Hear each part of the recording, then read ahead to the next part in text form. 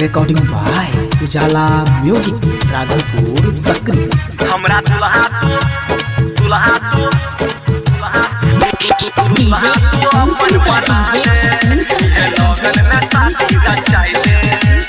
करसा खरबिंदा हमरा दुल्हा तो अपन बना ले लगन में शादी का चाहिए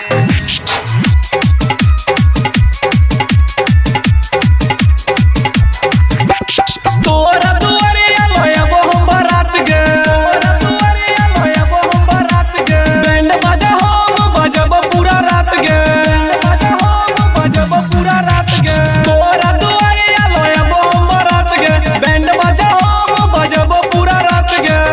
अपना मंगिया में से नूर लगा ले हमरा दुल्हा तू अपन बना ले यह लगन में शादी रचा ले हमरा दुल्हा तू अपन बना ले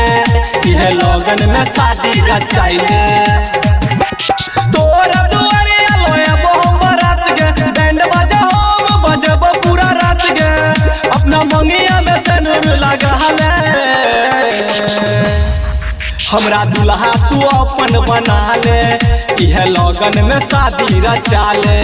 हमरा दुल्हा तू अपन बना ले यह लगन में शादी रचाइले हमरा दुल्हा तू अपन बना ले यह लगन में शादी रचाइले यह लगन में हम शादी संकर रचाइले डीजे करसा खरबिंदा मरबा में फूल और बत्ती सजी दुआरा पर धूमधाम डीजे बजी एतो बाराती जयमाला है तो ये काम सबके सोझा है तो रथ पर सवार दुल्हाए है तो बारातिया बजतो ने गौआ कोन सरतिया बजतो ने गौआ कोन सरतिया रथ पर सवार दुल्हाए है तो बारातिया बजतो ने गौआ कोन सरतिया यह बात के दिल में बैठा ले हमरा दुल्हा तू अपन बना ले यह लगन में शादी रचा ले हमरा दुल्हा तू अपन बना ले यह लगन में शादी रचाइले हमरा दुल्हा तू अपन बना ले यह लगन में शादी रचाइले यह लगन में हम शादी संकर रचाइले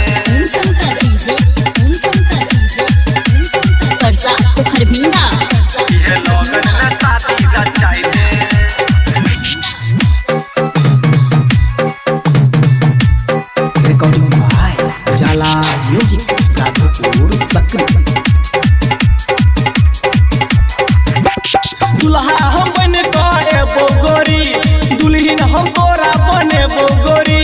रंग आ रूप सजाए रखी है हाथों में मेहंदी रचाए रखी है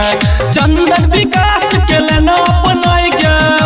विकास के लेना अपनाई गया जन्म जन्म के साथ बनाई गया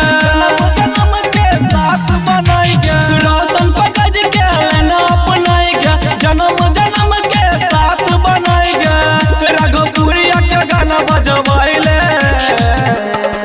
हमरा दुल्हा तू अपन बना ले यह लगन में शादी रचा ले हमरा दुल्हा तू अपन बना ले यह लगन में शादी रचाइले।